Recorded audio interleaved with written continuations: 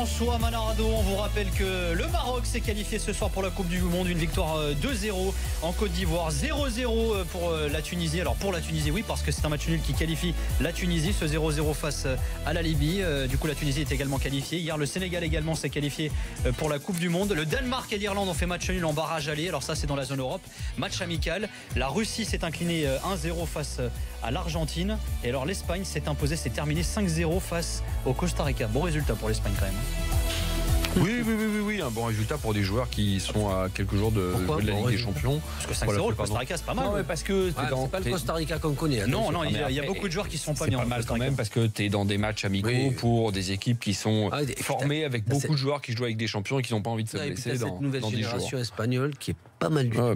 Les générations espagnoles, elles sont toutes bien. Non, les jeunes là qui arrivent là, en ce moment, les Saúl Ñíguez et tout ça et tout, c'est pas mal du tout. Un mot sur la Tunisie quand même, messieurs. La Tunisie qui est qualifiée pour la Coupe du Monde, une première depuis 2006, 0-0 donc face à la Libye. La Tunisie qui était dans le groupe de la RDC. Les RDC qui a cru jusqu'au bout, parce qu'ils ont terminé à un point finalement les actes de Carthage. La RDC, c'était chez eux. Ouais. La Libye était également dans ce groupe donc, et la Guinée aussi. Alors la Tunisie emmenée par un sélectionneur qu'on ne connaît pas beaucoup en France, voire en Europe, mais que tu connais bien à Lille. Qu'on connaît très bien déjà en Tunisie. Nabil Maloul. Qu'on très bien en Tunisie, en Afrique. On connaît aussi Nabil Maloul. C'est un ancien joueur et qui a pris les meilleurs clubs, je veux dire, en Tunisie, que ce soit, je crois, l'Espérance. Il a fait l'Espérance notamment. Il a gagné la C1 de la CAF. C'est un des rares anciens joueurs tunisiens qui, dans les années 80, a joué à l'étranger. Non, et qui en plus a eu des bons résultats. Il a joué à Nov, je crois, non ?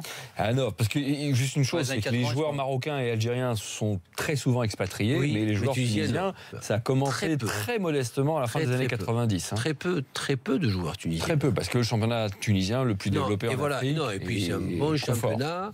Puis ils savent bien garder les joueurs parce qu'il y a tout ce qu'il faut et ils ont des très bonnes équipes et bien structurées. Je crois beaucoup plus que les clubs algériens qui ne sont pas du tout structurés. Au niveau des stades notamment, c'est compliqué en Algérie. Mais ce sont des clubs mieux gérés en Tunisie. Chez les championnats en Afrique, sans doute le mieux géré. Exactement, et c'est vrai.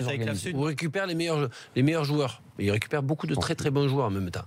Et puis il a aussi travaillé beaucoup au golf et j'ai travaillé avec lui, moi, à Al Jazeera Sport. Il a joué au golf ? Entraîné. D'accord. Entraîné. Il a tout fait d'ailleurs, tu le disais.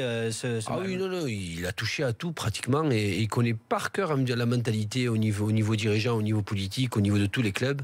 Donc il est bien armé et quand il prend la sélection, je t'en fais pas. Il a repris la sélection, je crois, au mois d'avril. Il avait été adjoint il y a une dizaine d'années. Il a vraiment tout fait, pour le coup. Non, il a vraiment tout fait. Mais là.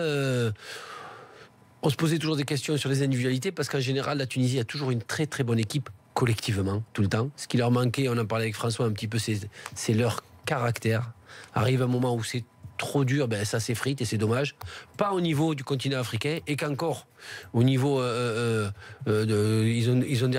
dernière CAN qu'ils ont gagnée, ça a été en Tunisie, mais après la seule, ailleurs. La dernière, voilà, exactement. On les voit pas trop dans les autres compétitions en CAN et c'est dommage un petit peu parce que dès qu'il y a la pression, automatiquement ils ont pas ce caractère ou alors ils ont peur de cette trop pression.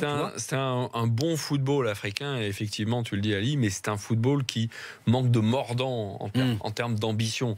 Alors il y a un beau palmarès au niveau de la scène continentale avec l'Espérance, l'Étoile du Sahel et à moindre mesure le club africain, mais aussi au niveau de la sélection nationale, une seule CAN.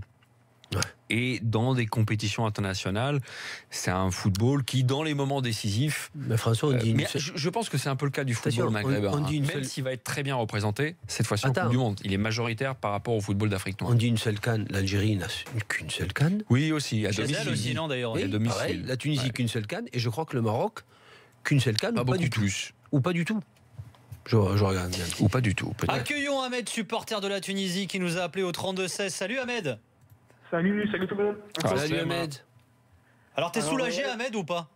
Alors très soulagé, même si on a fait un match vraiment moyen, pour pas dire autre chose. Le gardien a été bon aussi, Le gardien libyen, il a fait... Ça aurait vraiment pu être un autre résultat, mais bon, le match n'a pas été extraordinaire, tu as raison.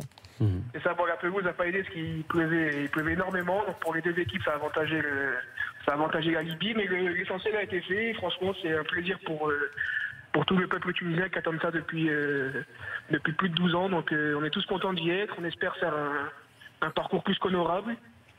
Et ça fait plaisir parce qu'on parle souvent de l'Algérie, on parle souvent du Maroc, pas très souvent de la Tunisie. Malgré qu'on soit une équipe toujours présente dans les compétitions continentales, etc. Je sais pas pourquoi il y a toujours un penchant plus pour le Maroc, plus pour l'Algérie. Donc on est content de participer à la Coupe du Monde. Et on espère faire un très bon parcours.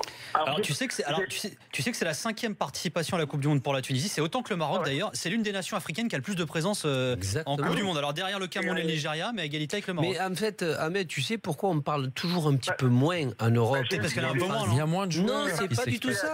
C'est pas du tout ça parce que Ahmed, il n'y a pas assez d'individualité tunisienne qui s'exporte en Europe. Ça s'arrête là. Mais parce qu'il y a moins de joueurs qui s'exportent. Il y a moins de joueurs, oui. Exactement, parce que le championnat tunisien est très agréable et à un bon niveau et ils n'ont pas trop besoin de partir ailleurs. Tiens, et le Maroc a remporté la CAN en 76, hein, sache-le, en Éthiopie. Ah, ils l'ont gagné. Mais ça fait quand même. Donc ça fait un moment, oui. Un titre. Mais qu'un titre. Trois nations du Maghreb. 3 nations du Maghreb. Alors que l'Égypte, elle, toute seule, ils en sont à 6, je crois. Ouais. Et le paradoxe, mais ça, c'est que l'Égypte, c'est la seule deuxième présence en Coupe du Monde. Et quand tu penses que la première, c'était en 1938. Ils étaient invités. Ils étaient invités, puisque le premier pays africain à se qualifier directement pour une Coupe du Monde, c'était le Maroc en 1970. Et le premier pays africain à gagner un match de Coupe du Monde, c'était la Tunisie. L'Égypte qui va disputer son 3e mondial seulement. Non, deuxième. Troisième, tu as raison. Troisième. Un et invité, qualifié en 90. Voilà, et depuis plus rien. Et plus rien, alors que sur la scène africaine, la scène continentale, c'était les meilleurs. Mais du coup, Ahmed, tu t'attends. Qu'est-ce que tu espères, toi, justement, pour cette Coupe du Monde? Parce que tu le disais, finalement, c'est vrai qu'on parle beaucoup du Maroc. On a même énormément parlé également du Sénégal, finalement. C'est vrai que la Tunisie s'est passée un peu plus inaperçue, finalement. Alors, déjà, pour répondre à Ali Benarbia, je suis entièrement d'accord avec lui. Nous, il nous manque. Quand on voit que notre meilleur joueur, c'est Youssef Tekni qui joue dans le championnat du Qatar, c'est ça qui nous manque. Il nous manque un joueur cadre qui joue. Wesley, quand même, il n'a pas de pied gauche. Et il joue en Ligue 1. Il est excellent. Il est excellent, mais il joue pas en Europe. Il joue au Qatar. C'est ça le problème. Non, Kazri disait François. Kazri. Waïb Kazri. Oui, Kazri, il joue à Rennes. C'est ça, il joue à Rennes, il joue pas à Rennes. Oui, à Rennes. Titulaire à Rennes, ouais. Jérôme Thomas dit que c'est un bon club. Le producteur. Oui. Ce qu'on espère, nous, on espère faire un parcours honorable, on espère gagner un match. Ça fait longtemps qu'on n'a pas gagné de match en Coupe du Monde. Et pourquoi pas gagner un match, on ne sait pas, on peut peut-être sortir des poules, on finit en deuxième. Faire un bon mondial, c'est plus important. Dis-moi les forces, Ahmed, de cette Tunisie. Quelles sont les forces et les joueurs point fort? Bon, Sekni, on le connaît, même s'il a du mal à être très bon sur le long. Oui, Pécamol est en direct avec Wilfried Templier.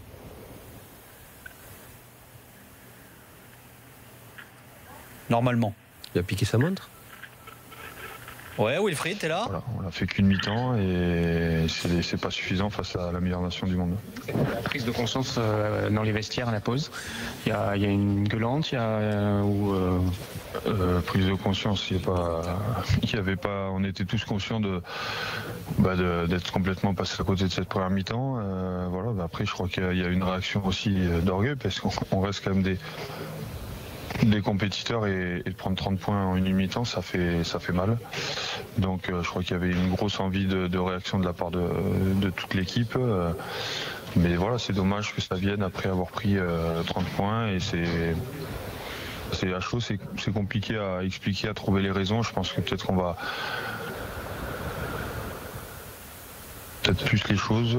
Après, il y a des fois, il faut pas les chercher non plus midi à 14h. On s'est trouvé sur une mi-temps et c'est pas pardonnable à ce niveau-là.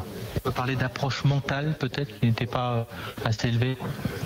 Non, je crois pas. Ou alors on s'est trompé dans la préparation, mais je pense pas qu'on soit mal préparé mentalement. Après, comme je vous ai dit, là on parle pour parler, mais je vais le répéter. Pour le moment à chaud, je vais pas vous donner plus d'explications que ça. On verra. Il y a des jeunes qui commençaient ce soir. Et on a vu un Antoine Dupont avec plein de culots qui a bluffé pas mal de monde. Allez, le 15 de France qui s'est incliné face à la Nouvelle-Zélande. 18-38 au Stade de France ce soir, c'est du rugby. Je vois ce dont il est capable et aujourd'hui, il a joué sans pression, en jouant son jeu et c'est là qu'il est extrêmement dangereux pour l'adversaire et on l'a vu ce soir. Donc on est content pour lui. La pression s'en rajoute pour samedi prochain face à l'Afrique du Sud. Et Louis Picamol en direct dans l'after. Et la ligne qui a coupé, c'était donc Louis Picamol. Hein. Je sais que c'était Ben Picamol. Non, Louis Picamol. Non, pas du tout, parce qu'il y avait du rugby également ce soir, les gars. Il y avait France All Blacks. Donc victoire des All Blacks 38 à 18. Il y avait des décalages avec la Tunisie, c'est faux. Ah non, c'est pas ça, non. Excuse-nous, Ahmed, on t'a coupé. Voilà, pas de soucis. Mais t'as eu l'analyse de Louis Picamol quand même en direct dans l'after, mon gars, tu vois, c'est pas rien. Ouais, ça fait plaisir. Bravo Ahmed. Qu'est-ce qu'il est diplomate. Cela dit, les Algériens ont une bonne équipe de rugby. Je sais pas ce qu'il en est de la Tunisie, mais. Ils ont stop, je vous coupe les gars, on retourne au rugby. On retourne en Tunisie. Mais voilà, il fallait passer à autre chose et je pense que ce sera bien pour la suite. Et pour vous, c'était la première fois face au double champion du monde, avec un tel résultat à la mi-temps aussi. Comment vous avez vécu cette soirée?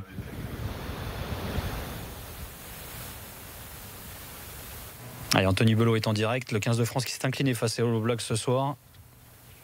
Allez, la ligne a une nouvelle fois coupée. On va reprendre Ahmed. Ahmed, excuse-nous, décidément. Ah ouais, y a pas de souci. Hein. Il a raison quand il dit que les Tunisiens sont un peu moins considérés. Ah, ça, on n'y peut rien. Heureusement que c'est pas un supporter algérien, là. Ouais, heureusement que la France a perdu, mais qu'est-ce que c'est fait s'ils avaient gagné? Tu as raison, Rouya. Tu as raison. Bon, alors, qu'est-ce qui est prévu au dessert de la mouloukhia? Sucré? Mais l'oréa aussi. Je sais, sucré, j'ai dit. Les Algériens, vous bouffez n'importe comment. Hein. Bon, en tout cas, on mange pas de la mouloukhia, ça c'est sûr. Si, oui. Il y a un fight culinaire. Elle est partie en live, l'émission, là. C'est alors si, des mecs qui viennent jamais. Vous êtes surtout en train de me donner la dalle de fou, là, les mecs. Bon, attends, déjà, laissez Ahmed Picamol répondre. Non, c'était Ben Bello. Ben Picamol. C'était Ben Bello. Ahmed, on te laisse le mot de la fin. Qu'est-ce qu'on peut te souhaiter maintenant? Qu'est-ce qu'on peut souhaiter à la Tunisie? Qualifiée ce soir donc pour la Coupe du Monde. Faire un bon mondial, gagner des matchs, et puis avec les poules à 4, on ne sait jamais, si on gagne un match, on peut tout miser sur le dernier match et pourquoi pas passer et atteindre les huitièmes de finale qu'on n'a jamais atteint. Voilà, c'est le plus important, ce serait le rêve. Quoi, mais bon. Et Ahmed, gardez le sélectionneur. Parce que ça aussi, les sélections. Pourquoi t'as peur qu'il dégage? Non, parce que tu sais, à un moment donné, on l'a vu même avec d'autres pays. Vous savez, une des raisons pour lesquelles on a inversé le calendrier de la CAN, parce que les CAN se disputaient avant des années de Coupe du Monde. Qu'est-ce qui se passait? Les sélections qui se cassaient la gueule. Ils viraient les sélectionneurs et leur staff, et t'avais un gars qui arrivait, un mercenaire souvent, avec un nouveau staff, pour faire une mission à Coupe du Monde. Exactement. Et ça marchait jamais. Ça, donc là, tu peux avoir un peu de stabilité qui garde, j'espère, Nabil Maloul, qui les a qualifiés. Après, tu sais jamais les lubies des présidents de fédération. Là, c'est fini, là, maintenant, ils vont le garder, Maloul. Oui, Ahmed. Vas-y, Ahmed. Ouais, alors, juste pour souligner, il y a un joueur français qui s'appelle Wissam Ben Yedder qui nous a un petit peu snobé, nous, la Tunisie. Alors, on a voulu le prendre plusieurs fois. Lui, il pense qu'il va jouer avec la France. Malheureusement, il y a des joueurs comme Benzema, comme Canero, qui sont même pas pris dans la liste. Ben Yedder, il y a des années-lumière, ces deux attaquants que je viens de citer. Donc, Ben Yedder, il va regarder le mondial à la télé. Nous, on va en Russie sans lui. Donc, j'espère qu'il regrette son choix et que... Non, mais pourquoi souhaiter le malheur? Mais il fait ce qu'il veut. Non, Ahmed, c'est pas ça, c'est qu'il a pas snobé. Il a dit toujours je veux jouer. Non, il a dit je veux jouer avec l'équipe de France. Il a pas. C'est pas snobé l'équipe. C'est pas snobé, c'est un choix, Ahmed. C'est un choix, il a le droit. Et c'est pas parce qu'il est pris ou il est pas pris qu'il doit changer d'avis. En vertu de quoi, quand tu as la double nationalité, ce qui, entre parenthèses, est aussi mon cas, tu dois forcément aller vers la sélection tunisienne parce que tu n'aurais pas l'équipe de France. Non. C'est pas une obligation, c'est loin d'être une obligation, mais il pourrait quand même dire dans ses interviews, je souhaite le meilleur pour la Tunisie, j'espère que mon pays d'origine... Mais je suis sûr qu'il souhaite le meilleur pour les Grecs de Carthage. Alors qu'il le dise, parce qu'il le dit jamais. Qu'il ait l'opportunité de le dire. Pourquoi tu veux qu'il... Maintenant, ils sont qualifiés, donc oui, il va leur souhaiter le meilleur. Je suis sûr qu'il est... Ça doit être même le premier supporter pour la Tunisie, sûrement après la France. Je vous prends le pari qu'il ne félicitera jamais son pays d'origine être qualifié par la Coupe du Monde et vous verrez bien. Par contre, quand il n'est pas sélectionné, il est toujours là à râler sur Twitter, sur Facebook, etc. Mais c'est normal, ça. On s'est qualifié sans lui. J'espère qu'on sera un mondial plus que correct sans lui. Et on veut que des joueurs qui soient motivés pour le pays, qui mais ça n'enlève rien. En fait, c'est exactement la même chose de Ben Arfa s'il n'était pas à la cave en ce moment. Merci en tout cas, Ahmed, de nous avoir appelé. Bonne soirée à toi, Ahmed. Salut, Ahmed. Salut Ahmed. Les mecs, dommage, ils veulent. Non, mais c'est pas ça. La Tunisie est qualifiée. Après, qu'est-ce qu'il veut. Non, mais c'est pas ça. La Tunisie, aussi, oui, la Tunisie est qualifiée avec des joueurs tunisiens, une bonne équipe, un bon entraîneur. Et on va parler des joueurs qui n'ont rien à voir. C'est pour ça que moi-même.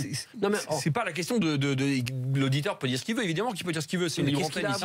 Quel est le rapport par rapport au fait. Je suis d'accord avec toi.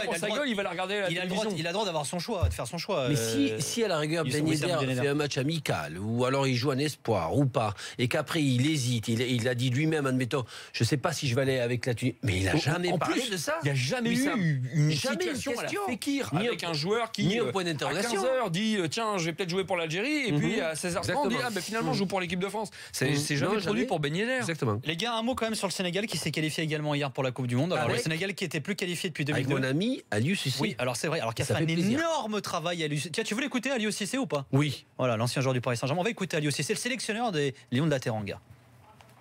Satisfaction surtout pour le groupe que je suis en train d'entraîner depuis 3 ans. Donc satisfaction aussi pour mon peuple qui a toujours été derrière cette équipe-là, même dans des moments difficiles, qui ont cru au travail que nous sommes en train de faire depuis 2 ans, 3 ans. La génération 2002, c'était une génération unique qui avait vraiment beaucoup de talent, qui avait un mental vraiment à toute épreuve. C'est pas du tout la même façon de jouer aujourd'hui, et c'est vrai que ce mental-là manque parfois peut-être à cette génération. Mais petit à petit, on est en train d'y travailler. Bon, maintenant, comme je dis, ce qui est intéressant pour cette génération, c'était de ne pas louper ce rendez-vous Russie 2018. C'était y aller ou disparaître carrément. Voilà, c'était la réaction hier d'Aliou Cissé qui s'est imposé 2-0 en Afrique du Sud. Alors d'ailleurs, il y a un petit truc qui est plutôt sympa, c'est que ce soit d'ailleurs la Tunisie, mais également le Sénégal, ce sont des entraîneurs locaux entre guillemets qui sont parvenus à propulser leur pays en phase finale. Là aussi, il y a une certaine évolution quand même de la part des présidents de Fédé. Non, j'en parle depuis très longtemps. Et je dis. La RDC pas passé loin aussi avec. Au lieu d'aller chercher ailleurs ce que tu peux avoir chez toi, ou alors tu prends le top, ou tu prends chez toi, mais tu ne vas pas chercher quelque chose ailleurs, en sachant que tu as des bons entraîneurs. Mais avoir des bons entraîneurs dans ton pays, c'est aussi leur donner la confiance. C'est pas le mettre et au bout de 2 matchs, tu dis il a perdu le match, je le sors. Le prochain qui va arriver, ça va être la même chose. Là, on voit Aliou Cissé qui fait un très bon travail, mais ça fait tu résumes tout là. 3 ans. 3 ans. Mais en Afrique, 3 ans, c'est 15 ans. C'est comme s'il était 15 ans en Europe. C'est impressionnant. Ali vient de tout résumer. C'était cette caution étrangère qui se révélait souvent être une. Il y a eu des succès sûrement aussi. pas une caution. Non, mais il y a eu des succès aussi. Il y a eu des succès, mais parce que c'est aussi arrive au moment le charme de ce sport, c'est que tu peux avoir. Regarde Renard par exemple.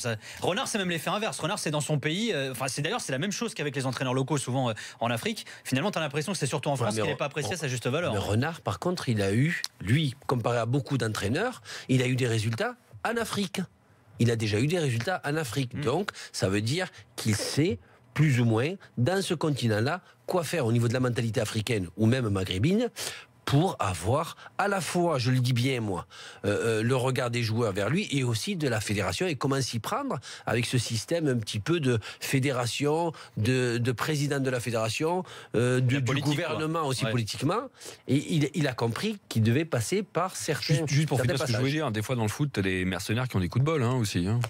Mais bon, mais après, t'en as qui ont du talent aussi. Oui, une fois. Ouais. Mais non, mais le talent, ça paye. Tu le vérifies sur la répétition. Les mercenaires qui ont des coups de bol. On va accueillir Yao, messieurs, qui est un spécialiste du football africain. On rappelle que le Nigeria, l'Égypte, le Sénégal, la Tunisie et le Maroc sont les nations africaines qualifiées pour la Coupe du Monde. Salut Yao. Oui, salut la Dream Team. Yao Bandera de Africa 22 Sport. Il y a une émission que je défends vigoureusement, les valeurs sportives de l'Afrique à travers la Bretagne, tous les vendredis de 18h à 19h via radioactive.com. Donc j'écoute. D'abord, je tiens à remercier. Mais je vais changer de radio. Ça, c'est fait. Yao, je vais changer de radio. Ça y est, je travaille pour toi. Vous êtes la bienvenue sur l'antenne de radio locale ici à Radioactive. Il a remis une couche. Bravo Yao. Il a raison Yao. T'as raison Yao. D'abord, je tiens à remercier les invités. Je crois que c'est une très très bonne nouvelle pour le football africain ce qui s'est passé aujourd'hui. C'est un tremblement de terre sur le plan sportif, sur le plan footballistique, parce que les 2 délégations maghrébines c'est Tunisie-Maroc, et puis du côté nord-est africain, pour ne pas dire les Pharaons, 7 fois champions d'Afrique, et les deux ouest africains aussi, hein, pour ne pas dire le Sénégal et le Nigeria. Si on fait le décryptage, pour ne pas dire la dichotomie de tous ces 5 délégations, il y a une seule équipe qui n'a jamais gagné la Coupe d'Afrique des Nations, c'est les Lions de la Teranga. Tous sont gagnés. Tous sont gagnés. Donc ça veut dire que là, et ça sent bon la Russie, c'est-à-dire 6 mois et 265 jours, là, ça sent très très bon. Mais pourquoi tu es aussi confiant, Yao? Qu'est-ce qui te rend si confiant pour les nations africaines? Tout à l'heure, au niveau du champ, c'est-à-dire le championnat nationaux africains qui se déroule tous les 2 ans, les champs, c'est tout ce qui est au niveau des nationaux. On a vu toutes les délégations, les équipes africaines, c'est la préparation, la fabrique de tout ce qui se passe sur le continent. Donc cet événement continental regroupe que les nationaux. Oui, la Tchad, ouais, exactement. Non, le Tchad. Ça commence à l'Afrique aujourd'hui. Pas un Donc Chine. on parle du football africain, on dit parce qu'au niveau de tout ce qui se passe au niveau du débrief, il y a eu beaucoup d'évolutions. Tout à l'heure, on a vu l'intervention à chaud de M.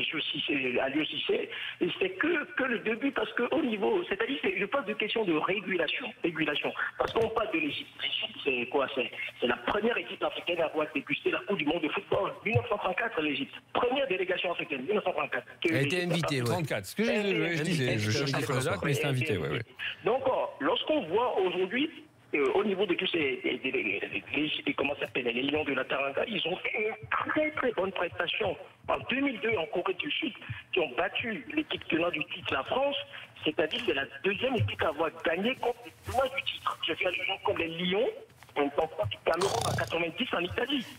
On n'a pas dit à l'époque l'épopée Rogénia, tout ça là. Donc le football africain sur le plan santé du football africain se porte merveilleusement bien, puisque tous ces stars qui jouent dans des grands championnats. Voilà, on t'entend plus, Yao. Attends, oh là là. Petit problème avec ta liaison, Yao. Bon, bref, on l'aura compris. Yao est très optimiste pour les nations africaines. Le tirage au sort, on rappelle la date. 1er décembre. Hein. Voilà, 1er décembre. Voilà, on a que ça vienne. Merci à toi, Yao, de nous avoir appelé. Merci, Yao. On se fait une petite pause, on revient juste après. On va évoquer l'équipe de France. On vous pose cette question. Quelle attaque voulez-vous mardi face à l'Allemagne pour les Bleus, sachant qu'Olivier Giroud est très incertain? On attend vos propositions. Ribéry, Benzema et Nasri.